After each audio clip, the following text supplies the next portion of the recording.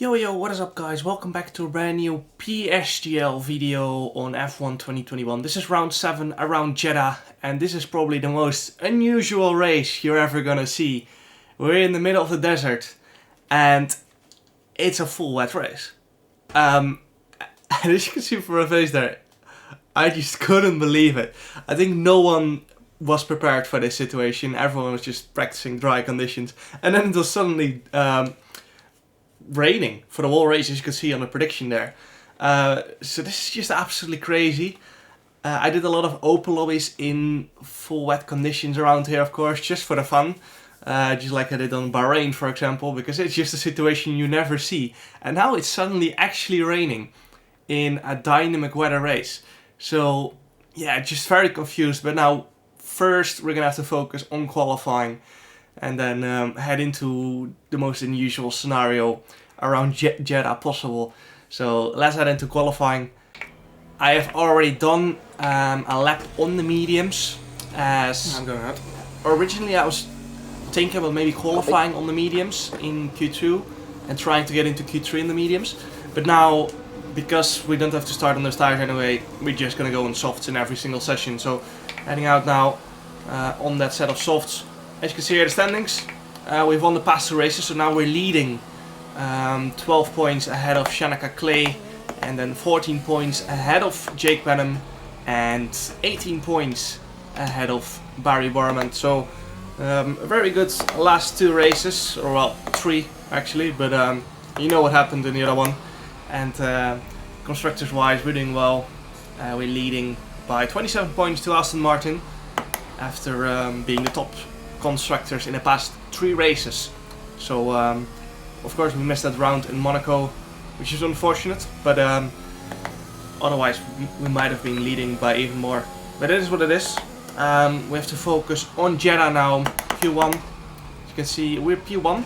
I think everyone went out on the set of mediums, so shows that we have good pace on the mediums as well, but we're just simply not gonna have to use that tire in the rest of this qualifying session anymore. So 27.1 is what we've set now. My personal best is at 25.6, which is, from what I've seen, faster than everyone else on the grid. And yeah, just very confident for probably the first time. Just very confident for the first time on this game in a qualifying session, to be honest. So yeah, I even surprised myself in practice with the pace I had. I was just not confident.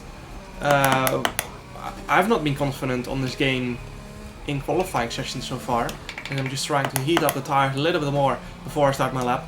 And yeah, this track just flows well with me for some reason. Got the setup right, got the balance right, felt good, pace was good, and yeah, I could show that on the mediums. Even though it was a poor lap, we were P1 by over half a tenth, so very surprised with that. Into the first chicane, very easy to invalidate. As you can see there, we went behind the white line, and you will see that multiple times throughout this lap, and that's because the curbstone is basically within the white line. So that's very weird, very unusual. On some corners it's not, like here, but then on other corners you can basically push behind the first white line, which is very weird, and something no one is used to, because this is the only track on the game that's a thing. But it is what it is. We just have to push our limits, of course. If we don't use it to our advantage, then we're gonna be slower. So as I was trying to get a cheeky slipstream from Tom Martinez, but he pulled to the left. So again, into the fast left-hander. Duncan Hovland goes P1 with a 26.7. And this is another corner where you can push behind that first white line, as the actual track limit is on the white line after the curbstone. So that's why we can do that. Now into the final corner, you can see we're 8.5 tenths up. It's not been the greatest laps, to be honest, but it's Q1, so the grip is pretty low. Opening the DRS up to the line, we are going to be exactly 1 second up on our delta as we cross the line. And that's 7 tenths. Really carefully, but I reckon that 0.1 is enough. That's 6 to 7 tenths faster than Duncan Hovland, but Nicolas Longue and Simon Weyand went ahead. But that was enough to get ourselves into Q2 pretty easily. Only used 1 set of tires. And I'm gonna try to do the same for Q2, of course, so that we have 2 new sets of tires for Q3, which is gonna be an important one. In the wet, it's not as easy to overtake, so it's important we get pole position around here. So luckily, this is one of those tracks we are finally fast at in qualifying. And in through the first chicane was not great, got a bit of understeer. And through there I took it a bit safe, that was a corner where you can push after that first wide line. And through this fast section, bit of understeer again through there. And just not a, you can see it on my face, not a good first sector, 29.821, whereas my PB is a low 0.5. So we are 2.5 tenths off in the first sector, but that first sector has the most corners, of course. So the most time is in the first sector. Through there, a bit safe, a bit low on minimum speed, and then it's all flat out through here. Few kinks, but other than that, easy flat. Fast left-hander coming up, middle sector was pretty decent, but not great. And again, pretty safe through there with the track limits, opening the DRS for the final, actually not the final time, the second last time this lap into the final corner. Braking just before the 50 meters, 4th gear. Bit of understeer, but got the front in pretty nicely mid-corner. Opening the DRS, and it is gonna be a 1:26.166, so that's pretty much the same time as it did in Q1, even though the grip was higher. And you can see there, Alvaro Carreton did went faster than us. I don't know if he used an extra set of tires, but yeah, we went through in one set, which was the aim. Don't need to go P1 by 3 tenths. But yeah, I'm not very happy with the laps I was putting in. As I said, 25.6 my PB, and first lap of Q3 finishing up now. Opening the DRS and up to the line, it's gonna be a 1:26.078. So that's the fastest I've done in the session so far. But once again, not very happy with it, as Barry managed to get faster. And I just haven't had really a good lap yet in this qualifying session so far. But yeah, it is what it is. The final one is where it counts, so this one needs to be good. All the other ones don't matter. Into turn 1 we go, braking at the start of that curve, down to 3rd gear. And this time, we do get the front hooked up nicely into that first corner. 100 up as we go into this fast left kink, down to 5th gear. Get close to the wall on both sides and carry that minimum speed flat out through this wall section. Trying to get a front in nicely for this right-hander here. Missed the apex a bit as I got understeer, but we're still 1/10 up as we go into sector 2. 1/10 up on Barry Burmant as well. Alvaro Carreton puts in a 1:25.854, and through this left-hander we go. Lost the back end a little bit, we still gained half a tenth through our previous lap. And into the next right, and this is such an important corner. Long exit coming up, and you can see we gain a tenth through there. And now it's all flat out through the final few kinks of the second sector. Middle split coming up, we're 100 up on Alvaro Carreton as we go into this fast right-hander. Missed the apex a little bit, so we lost half a tenth through there. Opening the DRS, 2.2 tenths up, and we're gonna need every single 100 in that final corner to try and beat Alvaro Carreton in this Q3 session. Braking at the 50 meters, we got a front in nicely. You can see we gained half a tenth into that final corner. Opening the DRS, it's going to be very close with Alvaro Carreton, but we are going to get pole position here with a purple final sector. And nice work, it's my first pole position of the year in PSGL. Jake is P8. Hold on. As you can see, our teammate Jake Benham, P6 with a 26.1. But we hooked it up nicely, finally, in this qualifying session, just when it mattered the most.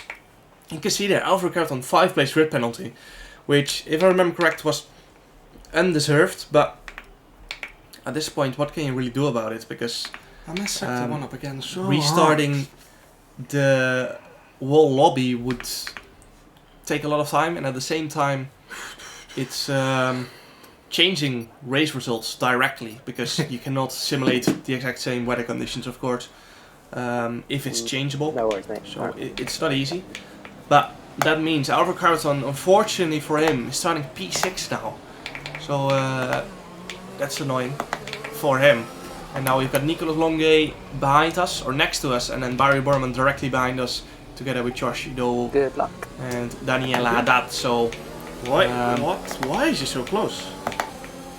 now lining up on the grid. It's gonna be raining throughout this whole race, so we're gonna have to look after our tires, because usually a wet race has 0 stops. But now let's go into the race. 5 red lights. And away we go for the Saudi Arabia Grand Prix, if that's what it's officially called. Into turn 1. We're gonna have to brake very late, because track position is gonna be so crucial in this wet race. Me and Nicolas touched a little bit going into turn 1, but we managed to keep track position out of turn 2. And we're leading into the most important laps of the race, because we need to keep track position and try to save our tires for later on, in case the tire wear is high. Because as I said, we have no idea what's going to happen with the tire wear. We have no idea how the car is going to behave, because these are unknown conditions for everyone. No one has practiced these conditions, because no one expects it to rain in the desert. But into the second sector we go. We're already a second ahead of Nicolas Longuet. That shows we are feeling comfortable in these conditions straight away. And I'm gonna try to push my limits in this first lap. You can see I missed the apex there, and that's just because straight away out of the box I'm gonna be pushing the limits as much as I can, because that will give me an advantage for the rest of the race. I need to know where the limit is straight away. Every braking point I want to be able to push. And you can see again, we went wide, but we've got the margin behind us anyway, so we might as well push the limits, make a few mistakes, and then in the rest of the race we've got that advantage towards others, because if you've got someone very close behind you, that makes it a lot harder, because you are under pressure. And again, into the final corner we lock up a little bit and run a bit wide, but that means you have an advantage, because you know more where the limit is gonna be and you don't need to build it up. You straight away know on lap 2 where the limit is. 40.5, fastest lap of the race, as that was the first lap of the race. Of course, we started on pole, and now on to just into lap 3. You can see we already have a 2-second advantage, 2.1 second advantage to Nicolas Longuet, who has let Barry Borman go, as I think Nicolas was struggling with the balance of the car, and they were in a call together, so I think they wanted to work together here to try and hunt me down. But I was feeling so comfortable straight out of the box. As you can see in lap 1, I was playing with the limits of the car, and I'm just going to be pushing on for the first few laps, because I want to extend that gap as much as I can. On to the end of lap 7, that's just what we did, because we extended another 1.5 seconds to Barry. As you can hear Jeff say, rain is going to be with us for a while, which basically means rain for the rest of this race. On to the start of lap 8, you can see we actually went purple, sector 1, sector 2, and once again we set the fastest lap of this race. I can go like a half second per lap faster, but I want to save my tire in case of the safety car.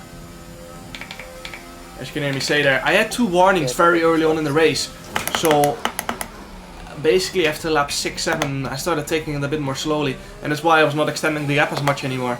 I felt like I could go much faster, but of course in case of a safety car, that means our advantage will be gone. We won't have a 5-second gap anymore then, and then we still need to have fresh tires. So that's why I was not pushing flat out at some point anymore. Track limit warnings, tire wear, and of course we're still driving on a street circuit, so can't risk getting damage onto the end of lap 19.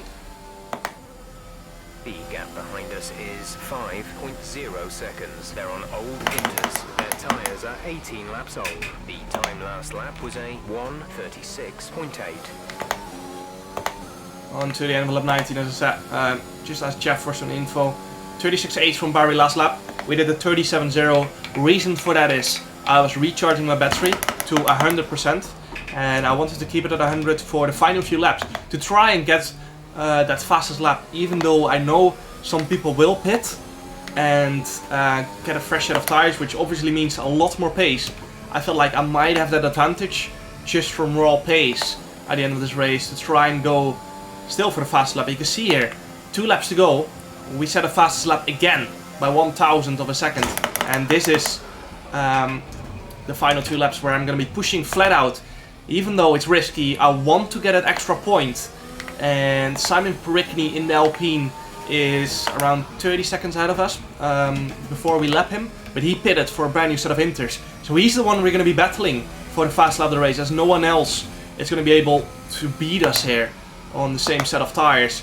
So the first sector, you can see we're getting close to the wall there, closer than we did in qualifying, and that's because I'm feeling so comfortable in these conditions. 3/10 up through the first sector, and we're going to be pushing on through the middle sector again.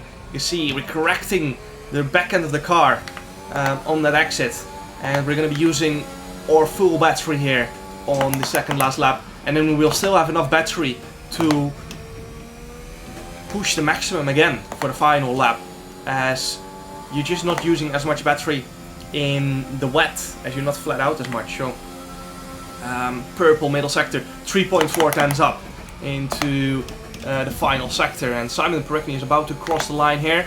He does not manage to improve on our fastest lap just yet, but he still has 2 laps to go, and we are closing in on this lap. So I'm not sure if he will be able to get close, if he has the pace to break our fastest lap, but up to the line we're definitely going to improve here, and across the line it's going to be a 1:35.647. and you can see on that last lap alone we gained 1 second to Barry, and we still have enough battery to just keep on pushing for this wall lap. Struggled a bit with the front through that right-hander, and this is just for 1 point, but I want to get every single point available here, as every single point counts. Bit of a slide out of that fast left-hander, and through this next left-hander, getting the front turned in nicely. I don't think it's as good as our previous one, but we're still pushing on, of course, into sector 2 now.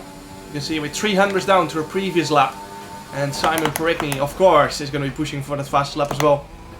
Through the left-hander, a bit wider than last lap, backhand stepping out a little bit more, as I'm just taking a little bit more risk on this lap. You can see on the delta at the bottom of my wheel, we are improving, and through this next left-hander, we got it nicely, better than last time definitely, and we still have a lot of battery to use into the final sector of this race. This is going to be so important for the fastest lap. You can see we're 1/10 up into the fast left-hander. I missed the apex, and that's going to cost us so much time. That will cost us minimum speed and exit speed. Simon Pericny does get the fastest lap, and at this point I realized that I was not going to get it just because of that mistake. Yeah, that was unfortunate. We lost the battle for the fastest lap, unfortunately. Bit of a slide out of the final corner. We're still green on our delta, but because of that mistake, we did not make it, unfortunately. Great. 7,000 off. We definitely lost 1.5 tenths, unfortunately, left-hander. But yeah, we still got 16 points in the end. So maximum available, and we extend our lead in the championship. Barry's going to be second in the championship now, I think so. It's going to be very close with Shanaka. And Shanaka finished P8 and Jake P6. So we're extending our lead nonetheless in this very, very unusual race. Probably one of the weirdest weather scenarios possible in the game. But I hope you guys enjoyed nonetheless. Make sure to like and subscribe if you guys want to see more League Racing content. And see you guys next time. Ciao.